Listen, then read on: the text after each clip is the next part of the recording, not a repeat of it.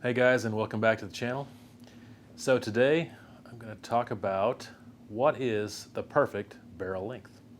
So this kind of follows up a video I made a while back called What is a Rifle Cartridge, where I just kind of went into the basics of the components and what happens whenever you pull the trigger, and talked a little bit about the external ballistics. I didn't really talk about much the internal ballistics, so I'll kind of get into that today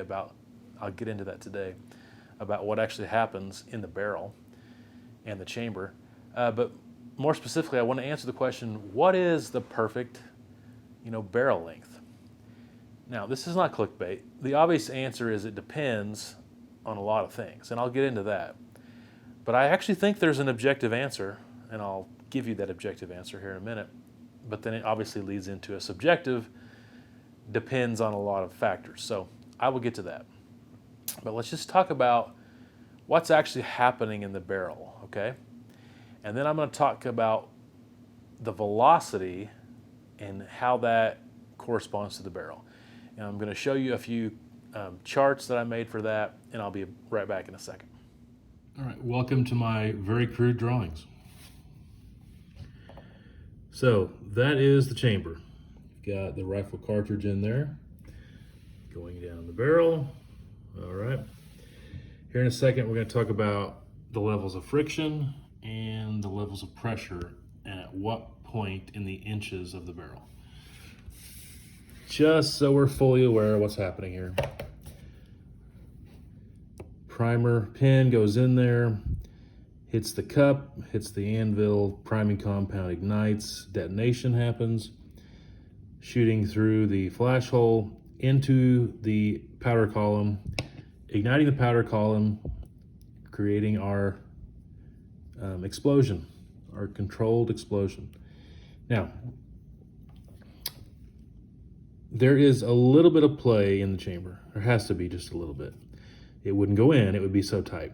So there's a little bit of play there. As soon as the ignition happens and that bullet starts to move, the brass basically expands in all directions and seals itself off in the chamber. And also, I forgot to mention that this brass will move forward slightly and hitting up against where the head spacing is. After the primer pocket goes out, the primer itself will jet backwards and hit the bolt face.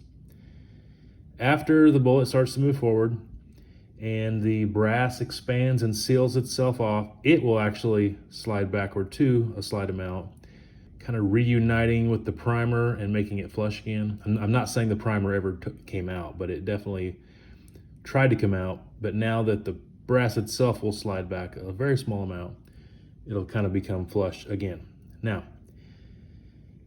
if you look down here, I've got a friction chart and a pressure chart. This right here is the free bore. So there's width on each side of free bore, depending on the caliber, and the SAMI spec'd chamber. There's also a little bit of length free bore. So there's a jump here from where the bullet comes out of the case and it goes into the barrel. There's, in this free bore area, there's actually no rifling, and so it's kind of, not touching anything for a split second, and then it will end up going into this little cone here, kind of ramps that lead into the lance and grooves, and it will hit the rifling, at which time it will come into contact with a lot of friction and resistance. Be aware that the bore diameter of this bore, when it comes to the lands, is actually smaller than what this bullet is. So this bullet diameter is going to be pretty much the same as the grooves in this barrel. Therefore, the bullet's technically bigger than this bore, and it's going to have to be pushed in with tremendous force, and it will actually expand into the grooves as it goes down, and the lands will engrave the bullet, actually cut grooves into this bullet as it travels down, causing it to spin, of course, and stabilize, which is what the rifling is. Now, if you notice here, this is my little crude chart here, high friction level, low friction level. Well, when it starts out, let's just say it's 0 or constant. As soon as that bullet comes out of this brass and leaves that neck, it loses all friction. And for just a slight second, it drops in friction to basically nothing. And then once it makes this jump and hits the first lands of the rifling, it either slows down tremendously or comes to a complete stop, or almost comes to a complete stop, because it cannot freely go down the rifling as it did in the free bore. Therefore, the friction level goes way up, okay? And right in here in this high point of the friction level, what's happening is it's being engraved by those lands, okay? At the same time, let's talk about pressure. So this is, let me back out here. Corresponding, starts out with 0 pressure. When we get right here and the primer is ignited, excuse me, and the bullet starts to move, there's pressure. But once the bullet dislodges from the brass and before it gets to the chamber, there's that little bit of free bore, so it's gonna kind of go down for just a split second. But then the bullet, like I said, it's either completely stopped or it's just slowed down, but all of a sudden it's not moving like it was, but yet this explosion is still happening, therefore pressure is building. So your pressure goes whoosh, skyrockets. And somewhere right in here is at its peak, the peak pressure, okay? And when you hear, that a 270 short mag can be 65,000 PSI max, or you hear that some other cartridge can do 58 or whatever the case, that's what it's talking about. It's that peak pressure, the max, okay? And basically any load you shoot is gonna be probably between 50,000 and 65,000 PSI. Okay, it's going to spike when it hits here. The thing that's causing it to spike was this point right here, the friction level, this bullet being basically stopped. And for the bullet to continue to move on, it's not only gonna have to move forward, it's gonna have to be engraved and spin throughout the riflings, which takes a lot of force, which causes it to stop. Therefore, the volume is not increasing, and therefore the pressure is building until finally there's enough pressure here that the bullet's going to move. Because even though it takes a lot of pressure to go through the rifling, it's not happening anywhere else. All this is a sealed system. It's all sealed off. There's only one way out, and that's the point of least resistance. Okay, so now once this bullet goes about an inch or so, whatever the bearing surface of the bullet is, once it goes that far, it's been completely engraved. And basically, in my opinion, the friction level is going to go back down to a constant level. It's not going to 0. It's going to stay constant for the rest of the time. Because pushing a bullet through a rifled bore, there is definite friction there, okay? There's a resistance against it. There's a force trying to stop it.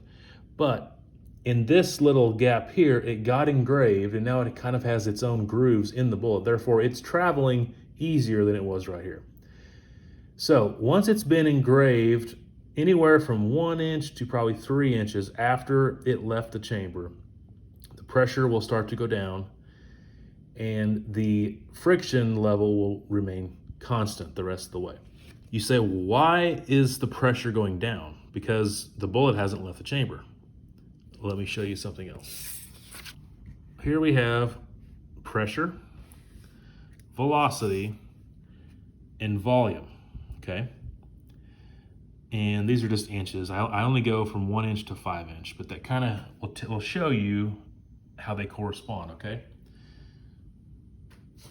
Coming back to this one just for a split second. When it gets right here, it's past its friction point, or its highest friction point. It's been engraved. The friction level is constant now, and that spike has now started to drop because it's constant. This is still building. So this is, I would say 80%, if not 90% of the powder has already burned and turned into gas. However, there's different powders, like, there's cylindrical powder, And just think about throwing a piece of paper into a fire, how quickly it burns, versus throwing a book or a magazine into a fire, it burns slower. And so there can be different chemical compounds, but one reason that powders burn at different rates is because they could be, flakes, spheres, like little balls, or they could be cylinders, which each one burns at a different rate, a little slower because of different surfaced areas being exposed. But 80%, let's just say, of the powder has already burned up. Now there's still another, let's say 15 to 20% that's going to burn the rest of the way down the barrel. But most of it's already happened. That solid has turned into a gas and it's moving, okay? Now, let's just say we're at this point right here, which corresponds obviously to this point right here. Let's say about 3 inches, okay? It met its absolute peak and now it's dropping.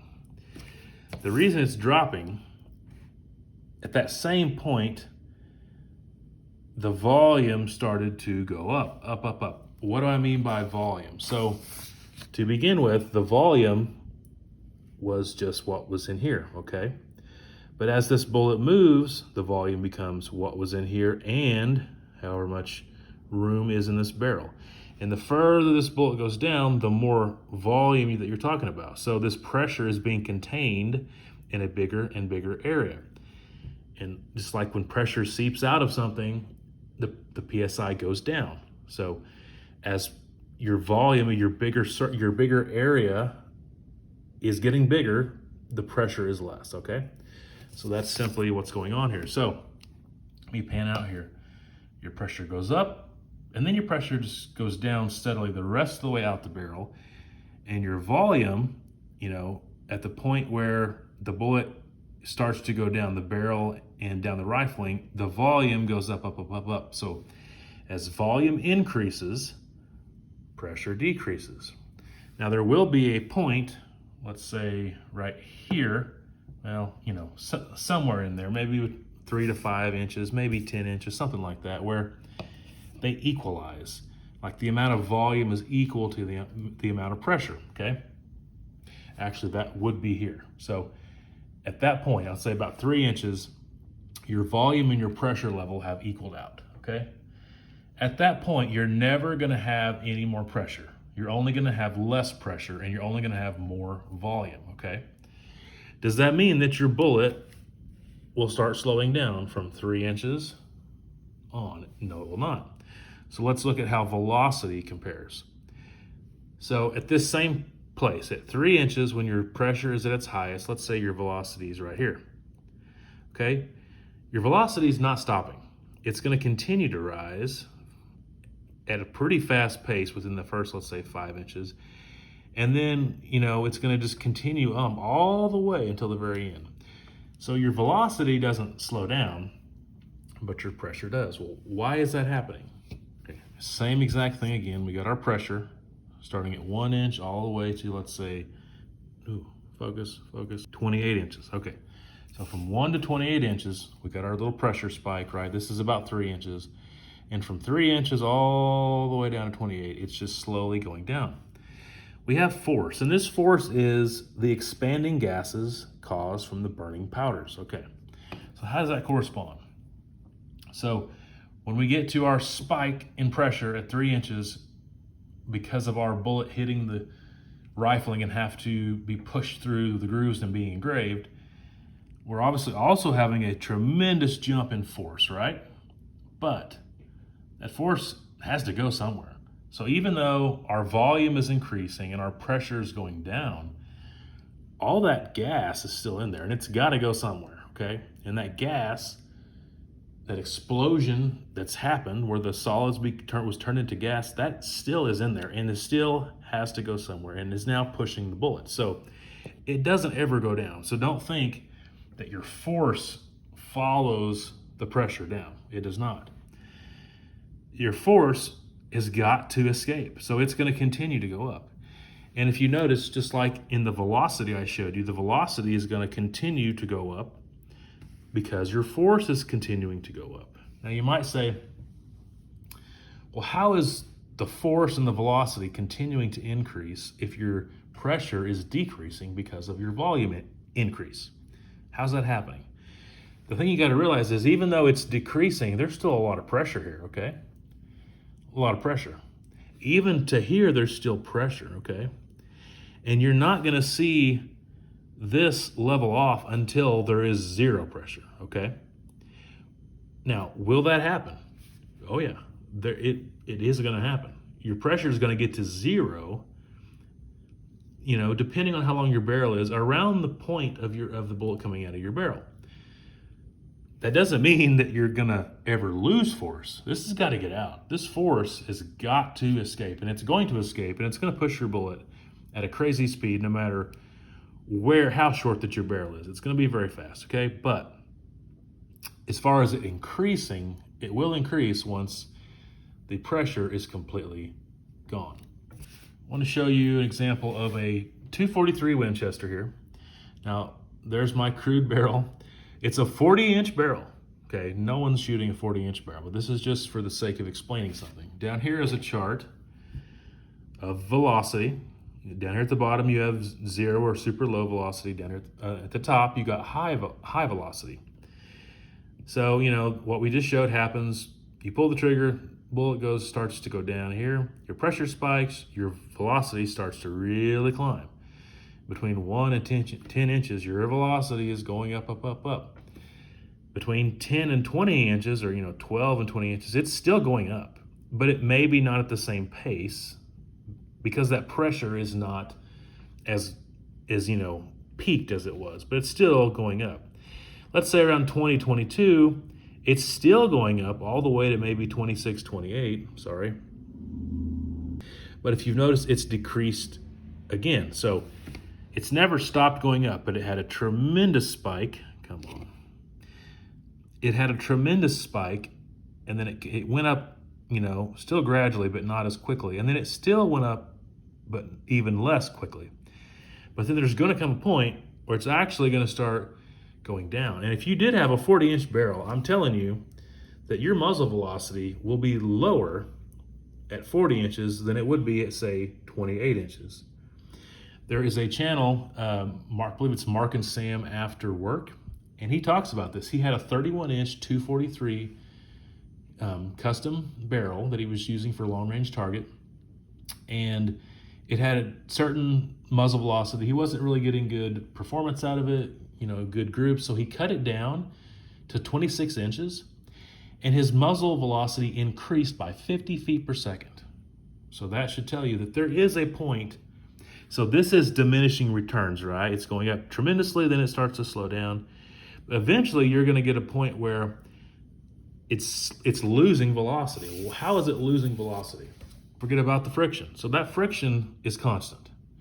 Even though to engrave it at the beginning caused that tremendous spike, and then once it was engraved, you know, the pressure spike went down because the volume was increasing, but also your friction level became constant because it didn't have to re-engrave it for the first time. But still, going down and being, you know, spiraled and corked through this barrel is still a resistance. And so this friction throughout the barrel is acting against it and wanting to slow it down. But it can't counteract the tremendous pressure until it gets to a certain length where the pressure is low enough where it's not as strong as the friction. So let's just talk about barrels again. So like in this little thing here, we got 0 to 28-inch barrel. Now, it's well known a 20-inch 30-06 barrel, for instance, is not going to have the same velocity as a 26-inch. In fact, any barrel that's longer typically has more velocity. You're not talking about a ton. Usually, you know, we're like talking about from a 22 to a 26-inch barrel, or from a 24 to a 28-inch barrel, and they'll usually tell you have, you know, 25 feet per second every inch. Now, once again, that's to a point. You can get to a point where it's going to go the other way because of the friction of the rifling. But for all intents and purposes, longer barrel will have higher velocity. Let me talk about volume just for a second. So here's a 22-inch crude barrel that I drew. Here's a 7mm barrel. Here's a 33 caliber barrel. And this shaded part that I've scribbled in is the same velocity. So they're different, diameters, different lengths, but yet the same overall cubic meters, the same volume, okay? If you notice, it'll take more of the barrel to get the same volume as a 22-inch, a 22 diameter barrel as it would a 7mm, as it would a 33. So it's the same volume, but different lengths. That's good to know. Let me show you another little thing here. So let's talk about powder, for instance. Okay, let's say you had a 6mm, a 7mm, and an 8mm projectile, all things being constant, all things being the same, all three having a 24-inch barrel, and somehow we're able to put the same 50 grains of powder in all three, okay? This is not gonna happen. There's a reason why almost every caliber takes a different powder that optimizes for that caliber, for that bore dimension, all that kind of stuff. But just for the sake of this, let's say they all have the exact same powder, exact same grains of powder, okay?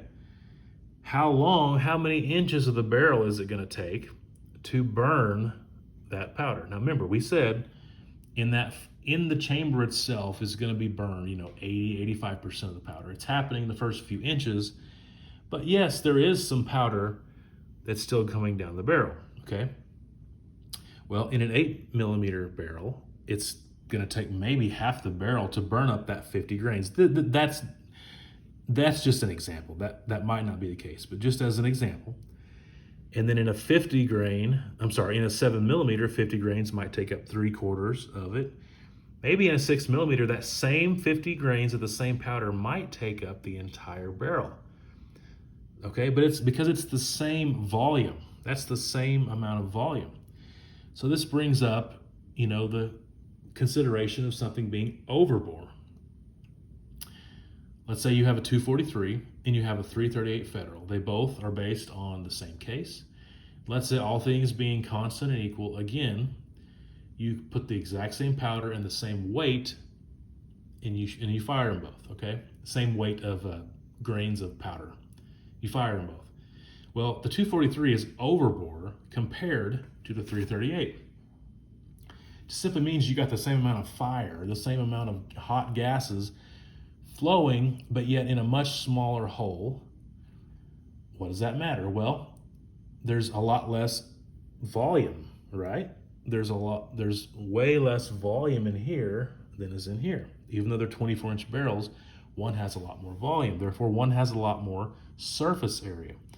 So just a tidbit for you, you probably need to clean your smaller caliber rifles more often, because the same amount of carbon buildup, is going to foul it up worse, maybe get in your grooves and lands worse than it would be in a bigger diameter barrel. So just an FYI there.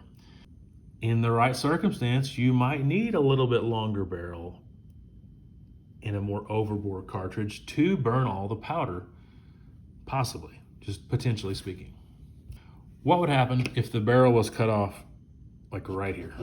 If you cut the barrel off at like 5 inches, we've already had our pressure spike, bullets already been engraved, and we've already seen that our velocity has jumped way up at 5 inches, and our force, of course, at 5 inches has jumped up too. What would happen?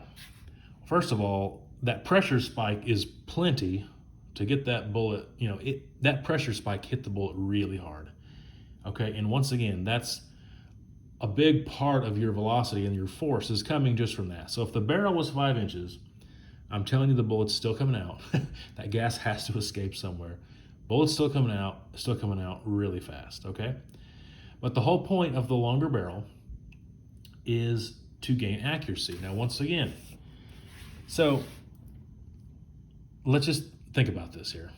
If after the pressure spike, there's, let's say, 20% of the powder left, and as 20% of that powder is burned in the rest of the barrel, is that little bit of powder burning that's still going on, is that going to increase the pressure?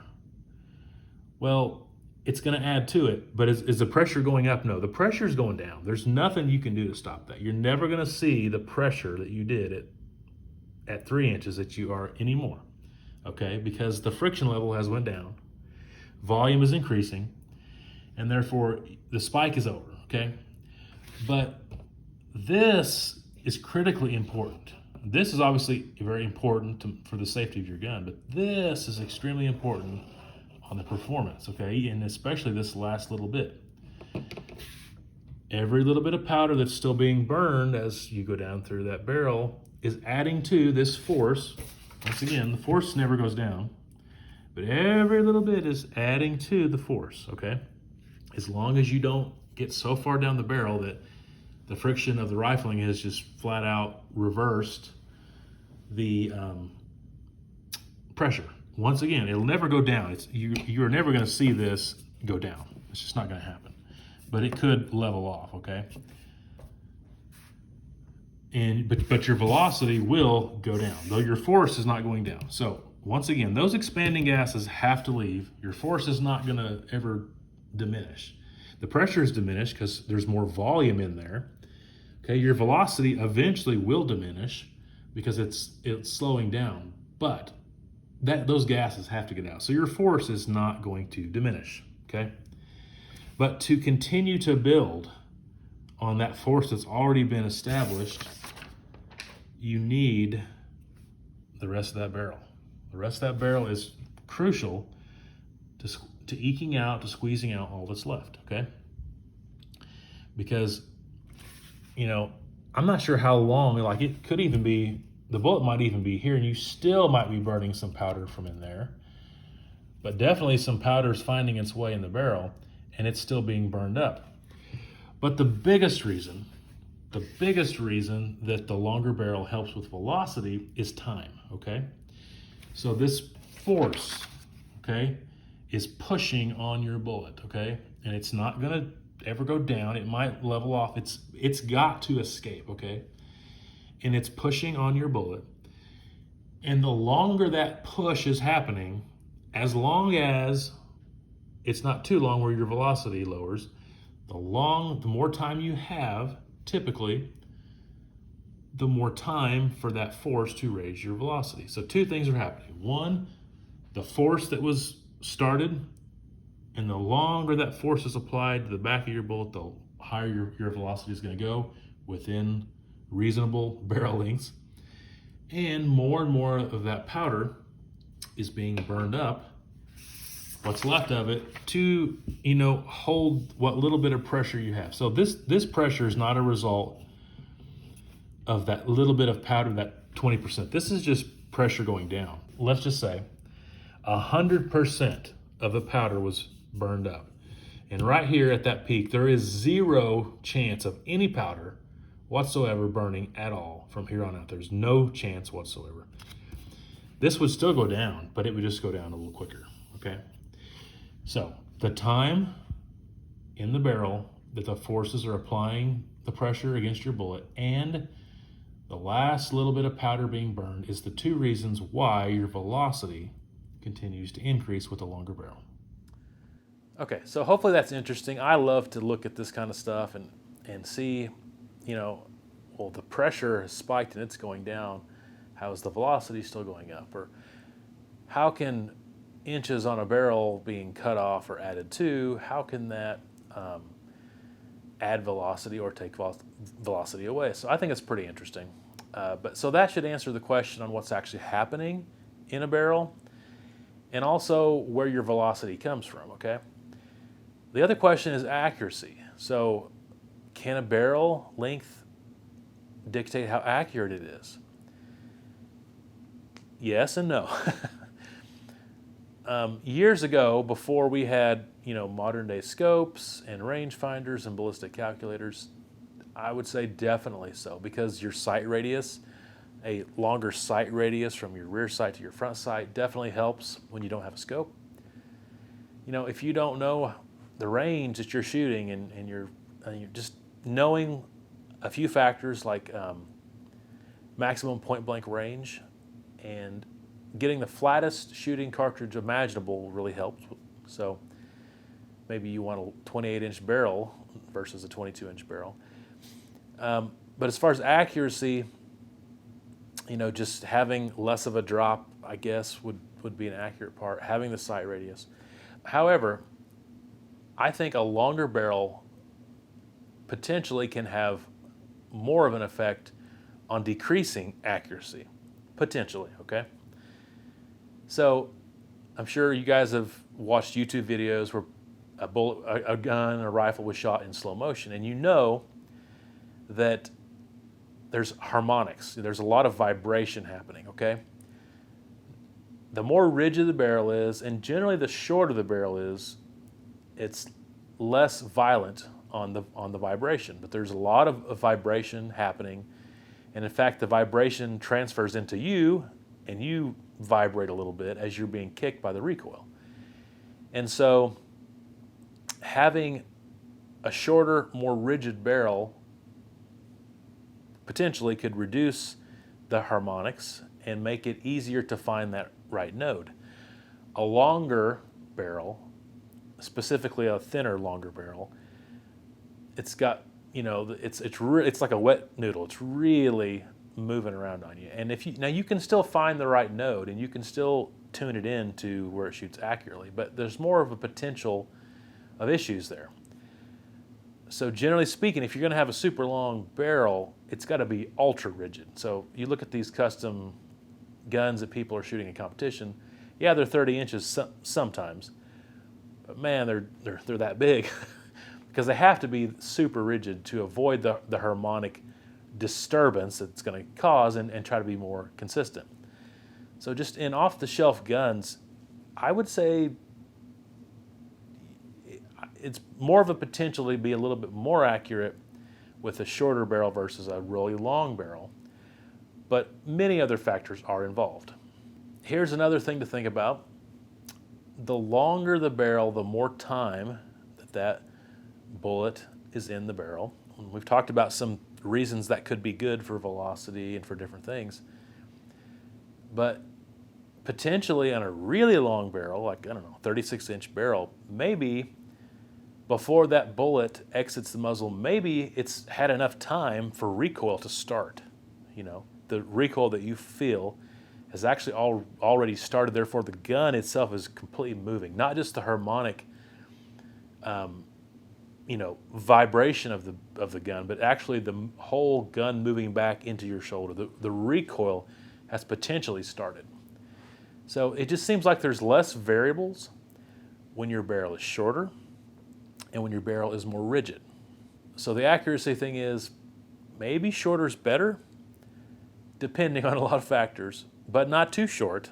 And of course, any gun is going to like certain loads and can be tuned up to find those loads. But just generally speaking, that's what I would say on the accuracy part. So what is the answer? What is the perfect barrel length? Well, here's my objective answer. As long as it needs to be to get what you want to get out of it and not 1 millimeter more. Or another way of saying it, as short as possible, yet still achieving your intended goals. So for instance, maybe your goal is a certain feet per second. Maybe you have already decided that I'm a hunter, I'm going to be hunting in a certain area.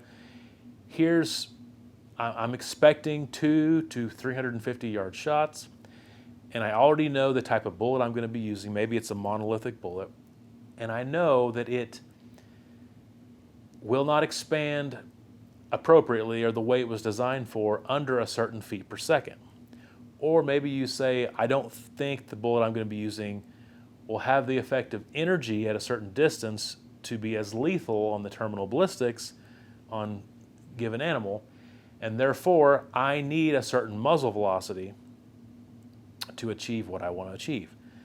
Different ways to get that, of course. Different powders can be used, different bullet weights, but one potential way would be length of barrel. So maybe you feel like you have to have a certain length of barrel to get that particular velocity. So that might be an instance where you have to go with a 24-inch barrel, and that will get you the velocity you need, but don't go any more.